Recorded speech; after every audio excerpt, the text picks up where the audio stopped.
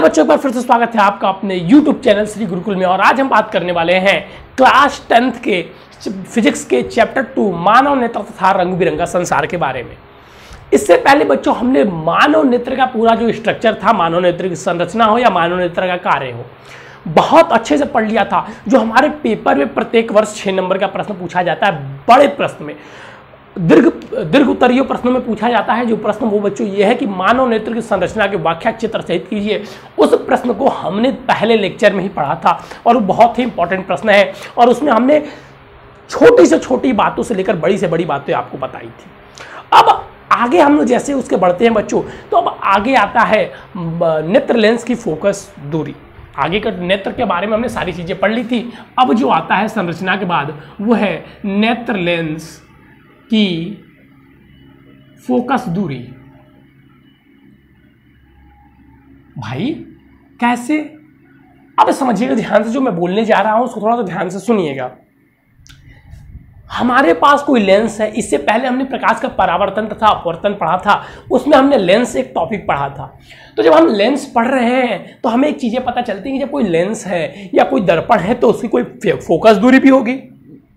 बिल्कुल सर, होगी। तो वैसे ही हमारे लेंस में जो उत्तल लेंस लगा हुआ है उसकी भी तो कोई, जिसे हम नेत्र लेंस कहते हैं, उसकी भी तो कुछ फोकस दूरी होगी। जी सर, बिल्कुल, उसकी भी कुछ फोकस दूरी होगी।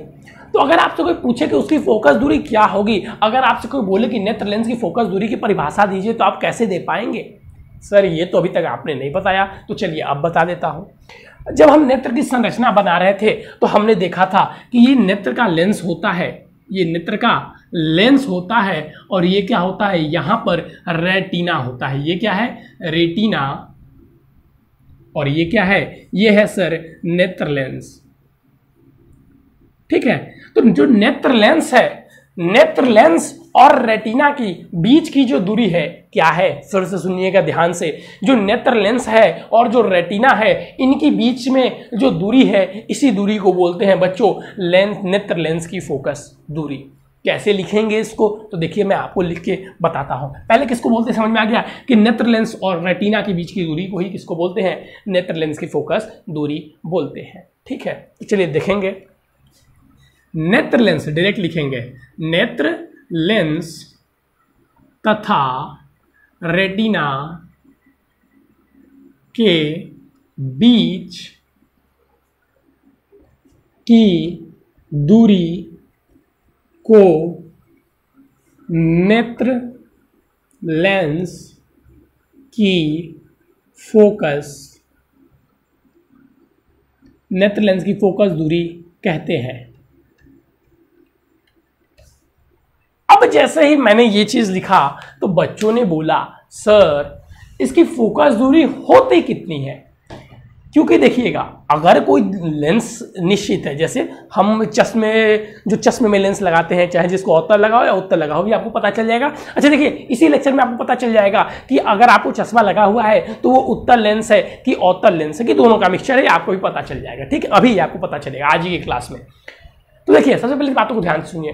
तो अब बच्चे बोले कि सर जो हमारे चश्मे में लेंस लगा होता है उसकी तो फोकस दूरी निश्चित होती है, तो हमारे जो आंख में भी लेंस लगा होता है इसकी भी तो ये कोई फोकस दूरी होगी। मैंने बोला जी होगी जरूर, लेकिन इसकी फोकस दूरी निश्चित नहीं होती। किसी ने बोला क्यों? तो वो आगे हम पढ़ेंगे कि फोकस दूरी, इसी के बाद जस्ट पढ़ेंगे कि नेत्र, उसको एक शब्द कहते हैं नेत्र लेंस की समंजन क्षमता, उसमें हम पढ़ेंगे। यहाँ पे पहले हम पढ़ेंगे क्या कि नेत्र लेंस की फोकस दूरी निश्चित नहीं होती है। नेत्र लेंस की फोकस दूरी निश्चित नहीं होती है। ये आवश्यकता अनुसार क्या होती है? परिवर्तित होती रहती है। आवश्यकता अनुसार परिवर्तित होती रहती है। जो नेत्र लेंस की फोकस दूरी है क्या होती है? वो सर आवश्यकता अनुसार परिवर्तित होती रहती है। तो यहाँ से हमें एक चीज़ पता चली कि नेत्र लेंस की फोकस दूरी तो नेत्र लेंस और रेटिना के बीच की दूरी होती है, लेकिन ये फोकस दूरी निश्चित नहीं होती है, ये परिवर्तित होती रहती है। ठीक है, चलिए अब अगर आपको नेत्र लेंस की फोकस दूरी के बारे में चीजें समझ में आ गई होंगी, तो अब नेत्र लेंस की फोकस दूरी से हम दूर हटेंगे और चलेंगे क्यों नेत्र की जो फोकस दूरी है वो परिवर्तित होती रहती है। तो उसको हम लोग पढ़ेंगे, उसे हम लोग कहते हैं, जो परिवर्तित होती रहती है उसी को हम लोग कहते हैं बच्चों नेत्र लेंस की समंजन क्षमता। नेत्र लेंस की समंजन क्षमता, इसी वर्ड को कहा जाता है जो कि आपके पेपर में पूछा जाता है। तो मानव नेत्र की, अच्छा यहाँ पे मानव नेत्र पढ़ रहे थे, बस मैंने नेत्र एक जगह बोला, मानव नेत्र की समंजन क्षमता। जैसे ही आपसे कोई ये शब्द पूछेगा, आप ये क्या है समंजन क्षमता, कुछ समझ में नहीं आ रहा है, तो ये कुछ नहीं होता है बच्चों, बस यही होता है कि मानव नेत्र की आवश्यकता अनुसार, नेत्र की आवश्यकता अनुसार अपनी फोकस दूरी को घटाने और बढ़ाने की क्षमता को, ठीक है, नेत्र की आवश्यकता अनुसार अपने नेत्र लेंस की फोकस दूरी बढ़ाने और घटाने की क्षमता को ही मानव नेत्र की समंजन क्षमता कहते हैं। मानव नेत्र की समंजन क्षमता कहते हैं। इसको हम लिख लेते हैं, फिर बताते हैं ऐसा कब कैसा बढ़ता है कब घटता है। तो लिखेंगे क्या कि मानव नेत्र की आवश्यकता अनुसार, बस नेत्र लिखिए ज़्यादा अच्छा लगता है, नेत्र की आवश्यकता अनुसार, नेत्र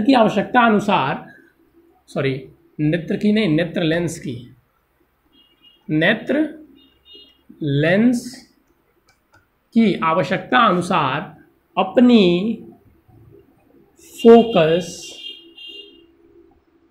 दूरी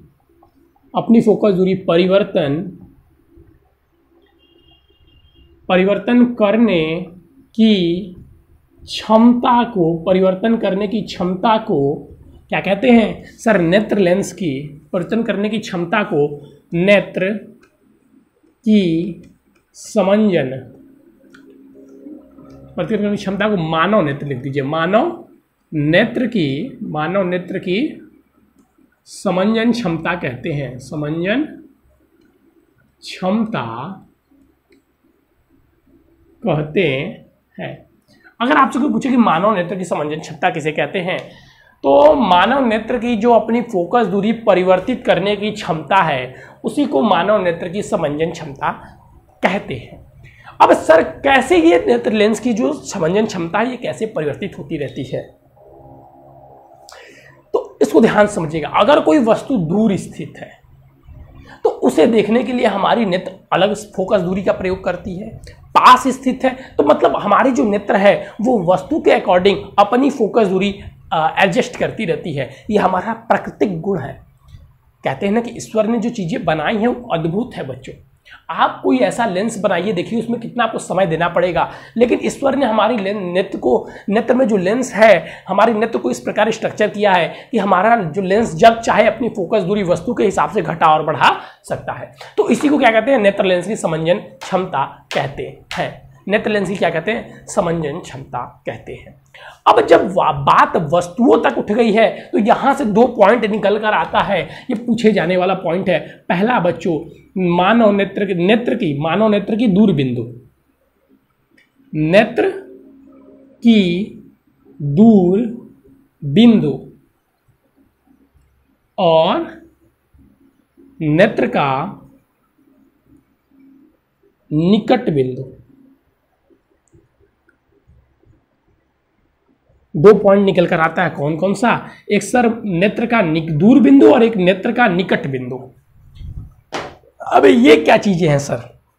ये बहुविकल्पीय प्रश्नों में प्रत्येक स्थान पर पूछी जाती हैं। ये बस आपके क्लास 10th के लिए नहीं, ये आगे चलकर भी आपके लिए मायने रखेंगे। तो नेत्र का दूर बिंदु और नेत्र का निकट बिंदु। नेत्र का दूर बिंदु क्या होता है सर?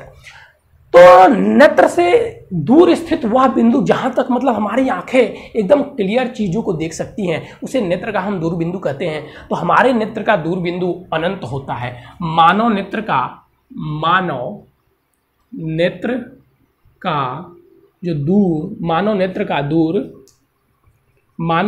दूर बिंदु अनंत अनंत होता है।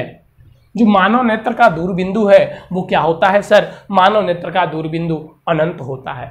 अब नेत्र का निकट बिंदु अगर बात की जाए, अभी बता रहा हूं दूरबिंदु निकट बिंदु, अब नेत्र का निकट बिंदु, तो मानव नेत्र का निकट बिंदु 25 सेंटीमीटर होता है, 25 सेंटीमीटर होता है। अब ये दूर बिंदु क्या होता है और निकट बिंदु क्या होता है? मतलब हमारी आंख से दूर स्थित वह बिंदु जहां तक चीजों को हम देख सके उसे नेत्र का दूर बिंदु कहते हैं, और हमारे नेत्र के पास स्थित वह बिंदु जहां तक हम चीजों को एकदम स्पष्ट देख सकें उसे नेत्र का निकट बिंदु कहते हैं। तो जो हमारी नेत्र है, जो हमारी मानव नेत्र है, ये अधिकतम दूरी तक जो एकदम क्लियर चीजें देख सकती है वो अनंत है, इनफाइनाइट है, और जो निकट है, जो सबसे पास की एकदम साफ वस्तु देख सकती है, वो 25 सेंटीमीटर है। मतलब 25 सेंटीमीटर की दूरी तक स्थित वस्तु को हम एकदम क्लियरिटी से देख सकते हैं, और अनंत, अगर दूर की बात की जाए तो अनंत पर स्थित वस्तु को हम एकदम क्लियर से देख सकते हैं। ये तो बच्चा मानव नेत्र की निकट बिंदु और दूर बिंदु ये बहुत बार पूछी जाती है, और ये समझन क्षमता आपकी। इसी के साथ आपका अब नेत्र से संबंधित सारी चीजें खत्म हो गई। अब हम पढ़ेंगे नेत्र से उत्पन्न होने वाले दोष। जो नेत्र में दोष होते हैं उनके बारे में हम पढ़ने वाले हैं, और मुख्यतः 2 दोष ये आपके पेपर में आते हैं। 2 दोष ये मुख्यतः हैं ही, क्योंकि ये जो 2 दोष है ये डिराइव है। और भी दोष है, जैसे हम लोग 4 दोष पढ़ेंगे जिसमें से 2 महत्वपूर्ण है आपके, और उस 2 में हम कारण निवारण भी पढ़ेंगे। और ये 2 दोष बहुत महत्वपूर्ण है बच्चों, इनका फिगर भी पेपर में आता है। और यही 4 दोष जैसे हम लोग पढ़ लेंगे, मानव नेत्र हमारा पूरी तरीके से समाप्त हो जाएगा। मैंने बोला था बहुत छोटा चैप्टर, तो देखिए अब आज ही समाप्त हो जाता है कि एक छोटा सा और वीडियो बनाना पड़ेगा। चलिए, तो जैसे ही हम बात कर लेते हैं इसके, तो आता है हमारा दूसरा पॉइंट कि अब हम पढ़ेंगे मानव नेत्र के दोष। मानव नेत्र के दोष, और जैसे ही मानव नेत्र के दोष के बारे में हम बात करते हैं, मानव नेत्र दोष। भाई जब हमारे मानव नेत्र में दोष होता है तभी तो हमें चश्मे लगते हैं। तो पहला दोष आता है निकट दृष्टि, निकट दृष्टि दोष। पहला क्या आता है? निकट दृष्टि दोष। इन्हीं सभी दोषों के कारण जो हमें चश्मे लगते हैं वो लगते हैं। अब जैसे बच्चे देखेंगे निकट दृष्टि दोष, तो लगेंगे हमें बताने कि सर निकट दृष्टि दोष वह दोष होता है जिसमें हमें पास की वस्तु नहीं दिखाई देती। नाम ही ऐसा रखा गया है कि किसी को भी देखकर यही लगेगा, लेकिन आपने जो बोला वो गलत बोला बच्चे, उसके डायरेक्ट उल्टा होता है, याद रखिएगा। अगर हमसे बोलेगा निकट दृष्टि दोष क्या होता है, तो निकट दृष्टि दोष में हमें निकट की वस्तु तो दिखाई देगी लेकिन दूर की वस्तु नहीं दिखाई देगी।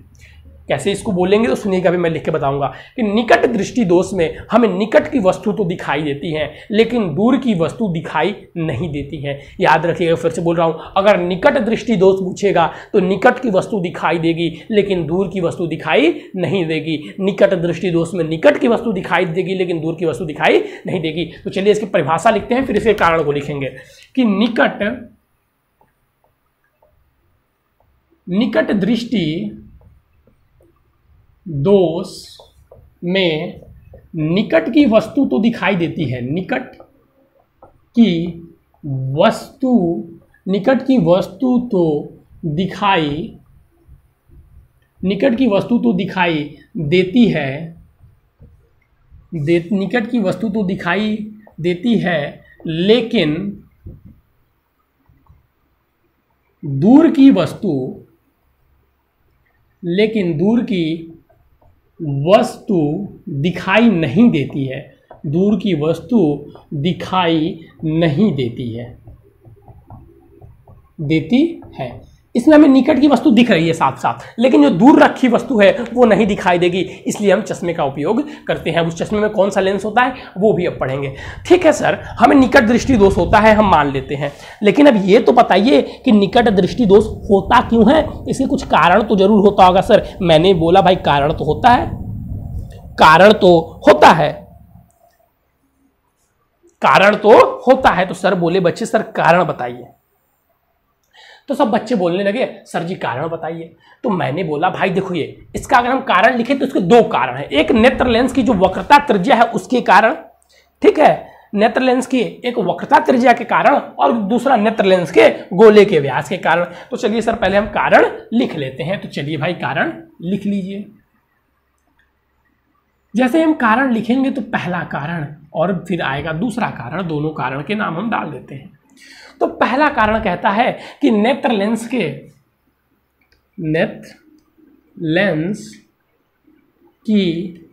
वक्रता बढ़ जाती है। नेत्र लेंस की वक्रता बढ़ जाती है, नेत्र लेंस की वक्रता बढ़ जाती है जिसके कारण फोकस दूरी कम हो जाती है। अगर आपसे पूछे कि निकट दृष्टि दोष का क्या कारण है, वो आपको दूर की वस्तु क्यों नहीं दिखाई देती है, तो हम क्या बताएंगे कि जो नेत्र लेंस की वक्रता है वो बढ़ जाती है, जिसके कारण फोकस दूरी घट जाती है। एक पहला कारण हो गया निकट दृष्टि दोष होने का। और दूसरा कारण होता है कि नेत्र लेंस के गोले का जो व्यास होता है, क्या होता है, नेत्र लेंस के गोले का जो व्यास होता है वो बढ़ जाता है। नेत्र लेंस के गोले का व्यास बढ़ जाता है। नेत्र लेंस के गोले का व्यास क्या होता है, नेत्र लेंस के गोले का व्यास बढ़ जाता है, जिसके कारण हमें दूर स्थित वस्तु दिखाई नहीं देती है। जिसके कारण क्या होता है सर, जिसके कारण हमें दूर स्थित वस्तु दिखाई नहीं देती है। ठीक है सर, इतनी बातें हमें समझ में आ गई। अब हमने क्या पढ़ा, निकट दृष्टि दोष वस्तु क्यों नहीं दिखाई देती है, कारण पढ़ा। तो सर जी अगर हमें कोई दोष होती है तो हम दोष के बारे में जान गए, दोष का कारण भी जान गए, अब निवारण भी तो आना चाहिए। तो पेपर में भी आपसे ऐसे पूछता है, निकट दृष्टि दोष की परिभाषा दीजिए तथा कारण निवारण बताइए 4 नंबर में। ठीक है, तो हमने निकट दृष्टि का कारण पढ़ लिया, तो हम निवारण पढ़ेंगे। और निवारण हमें फिगर बना के पढ़ना है। निवारण हमें फिगर बना के पढ़ना है। तो देखिए अगर आपसे नेत्र के लेंस की अगर इसका पूछेगा तो देखिए पहले जब निकट दृष्टि दोष होता है तो हमारा जो फिगर बनेगा वह कैसा बनेगा मैं बता देता हूँ। यहाँ पे बना देता हूँ फिगर, देखिएगा। इसको हम एक गोला ले लेते हैं, ये हमारा समझिएगा ऐसे ही बनाते हैं हम लोग। ठीक है, ये हमारा नेत्र लेंस हो जाएगा और यहाँ से अब प्रकाश की किरण आ रही है। ठीक है, ये हमारा क्या है, ये हमारा सर नेत्र लेंस है और ये हमारा क्या है, रेटिना है। तो प्रतिबिंब रेटिना पर बनना चाहिए कि नहीं बनना चाहिए सर, प्रतिबिंब रेटिना पर बनना चाहिए कि नहीं बनना चाहिए। लेकिन जब हमें निकट दृष्टि दोष होता है तो जो हमारा प्रतिबिंब होता है वो यहाँ से रेटिना पर नहीं बनता है, यहाँ से रेटिना पर न बनकर रेटिना के पहले ही हमारा प्रतिबिंब बन जाता है, जिसके कारण हमें क्या होती है, बस फिगर आप ये बना देंगे, एग्जामिनर खुद चीजें समझ जाएगा। इसी के कारण हमें दूर की वस्तु दिखाई नहीं देती हैं। ठीक है, दूर की वस्तु इसी कारण हमें दिखाई नहीं देती हैं। यहाँ पे लिख भी देते हैं, आप चाहे तो लिख भी सकते हैं कि प्रतिबिंब रेटिना के पहले बन जाता है, प्रतिबिंब रेटिना के पहले बन जाता है। दरअसल इसको यहाँ पे मुझे न बनाकर यहाँ पे बनाना चाहिए था, तो आप इसको यहाँ पर बनाइएगा पेपर में। ठीक है, ये नेत्र लेंस का है कि जब हमें नेत्र लेंस में निकट दृष्टि दोष हो जाता है तो ऐसी चीजें हो जाती हैं जिसके कारण हमें दूर की वस्तु नहीं दिखाई देती है। यही हमारा कारण है किसका, निकट दृष्टि दोष का। अब हम देखेंगे बच्चों निकट दृष्टि दोष के निवारण। अब हम किधर की ओर चलेंगे, अब हम चलेंगे निकट दृष्टि दोष के निवारण की ओर, और उसके बाद से फिर हमारा दूसरा दोष आएगा। तो चलिए हम चलते हैं सर निकट दृष्टि दोष के निवारण की ओर। और जैसे ही हमने नाम लिया निकट दृष्टि दोष का निवारण, हम तुरंत देखेंगे निकट दृष्टि दोष के निवारण को। तो निकट दृष्टि दोष का निवारण हम कैसे करते हैं, तो लिखेंगे निवारण, और देखिए इसका फिगर ही बहुत ज्यादा महत्वपूर्ण होता है। निकट दृष्टि दोष का निवारण, तो निकट दृष्टि दोष के निवारण के लिए निकट दृष्टि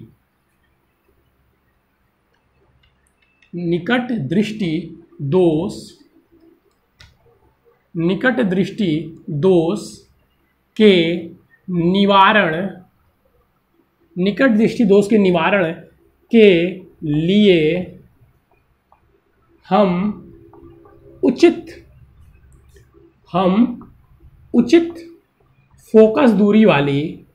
फोकस दूरी वाले अवतल लेंस, हम उचित फोकस दूरी व निकट दृष्टि दोष के निवारण के लिए हम उचित फोकस दूरी वाले अवतल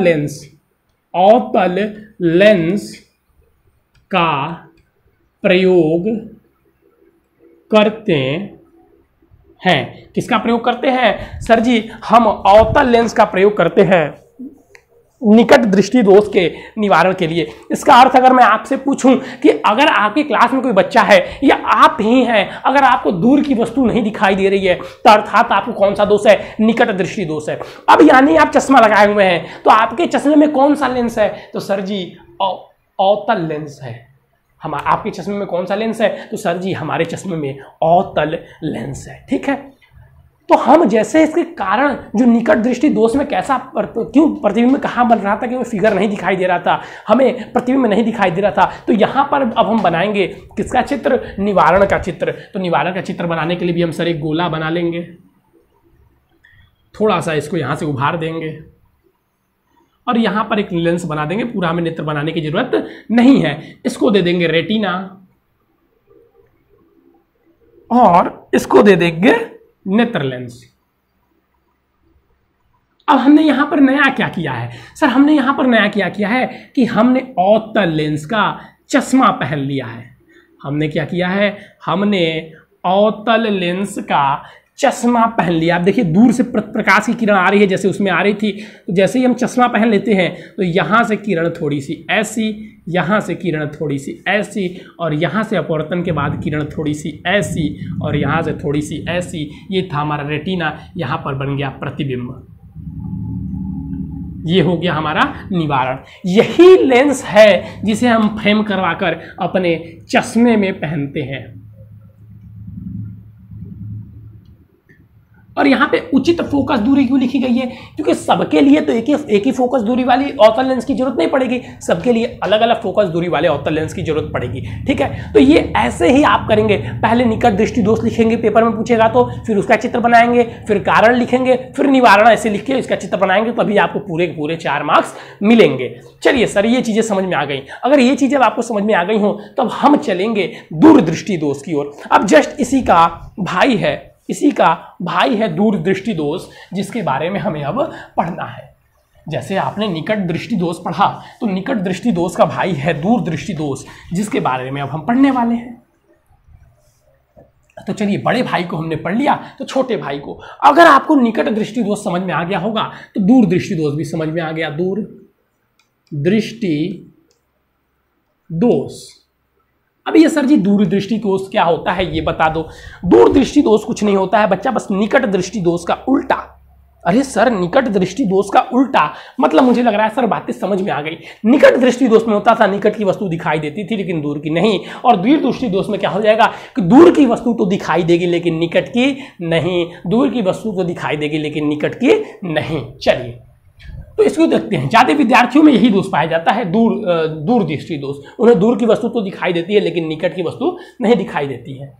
चलिए, तो दूरदृष्टि दोष में क्या होता है? तो दूरदृष्टि दोष में इस दोष में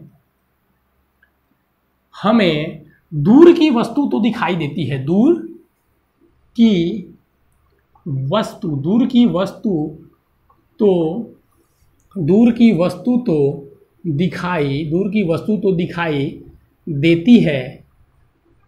की वस्तु तो दिखाई देती है, लेकिन निकट की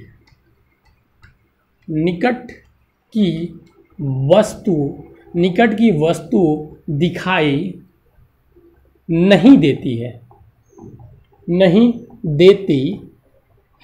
निकट की वस्तु क्या नहीं होती है सर जी? निकट की वस्तु हमें दिखाई नहीं देती है। तो चलिए अब इसका फिगर बना लेते हैं। कैसे बनाएंगे सर? बस ऐसे गोले को थोड़ा सा इरेज करना, ऐसे करना, एक ऐसे लेंस बना देना, इसको लिख देना रेटिना और इसको लिख देना लेंस। और कुछ लिखने की जरूरत है? नहीं सर, कुछ लिखने की जरूरत नहीं है। यहां से लेके आना प्रकाश की किरण। अब निकट दृष्टि दोष की यहाँ पे हमें निकट की वस्तु नहीं दिखाई देती, प्रकाश हम निकट से लेके आएंगे। लीजिए, यहां से हम प्रकाश लेके आ गए, थोड़ा सा और पास लेके आएंगे। ये लीजिए, यहाँ से हम प्रकाश लेके जा रहे हैं। ठीक है, तो यहाँ पर रिफ्लेक्शन हुआ और रिफ्लेक्शन के बाद से कुछ यहाँ पे चला गया, फिर हम यहाँ से प्रकाश लेके आए, यहाँ से अपवर्तन हुआ, कुछ यहाँ पे बना। तो प्रतिबिंब यहाँ पे है, लेकिन जो रेटिना यहाँ पर है, लेकिन प्रतिबिंब कहाँ पर बना? प्रतिबिंब रेटिना से दूर बना। ये फिगर किसका है? ये फिगर है सर जी दूरदृष्टि दोष का। अब इसका कारण क्या है? फिर यही चीज आती है कारण। इसका कारण क्या है? तो इसके भी दो कारण हैं। जो कारण हमने उसमें पढ़े थे सेम वही कारण इसमें भी है। तो इसमें कैसे कारण है सर, कौन कौन से? तो इसमें पहला कारण की अगर हम बात करें तो हमारा पहला कारण हो जाता है कि नेत्र लेंस की वक्रता घट जाती है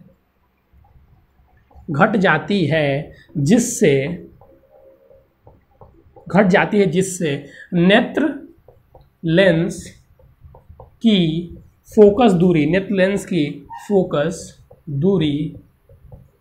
बढ़ जाती है। वक्रता घट जाती है जिससे कि फोकस दूरी बढ़ जाती है। और दूसरे पॉइंट की अगर बात करें तो नेत्र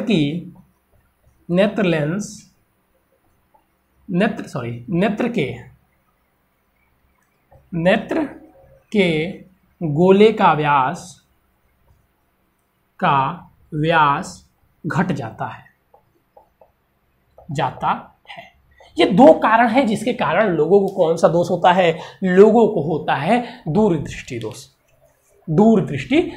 ये दो कारण है जिसके कारण लोगों को कौन सा दोष होता है? सर लोगों को इसके कारण होता है दूरदृष्टि दोष। यही कारण है जिसके कारण लोगों को कौन सा दोष होता है? सर यही कारण है जिसके कारण लोगों को दूरदृष्टि दोष होता है। चलिए बच्चों बहुत बढ़िया।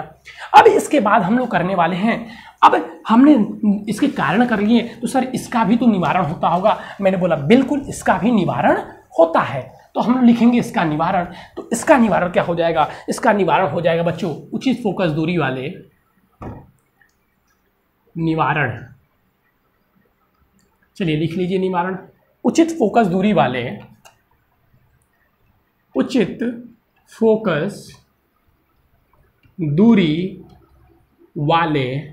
उत्तल लेंस का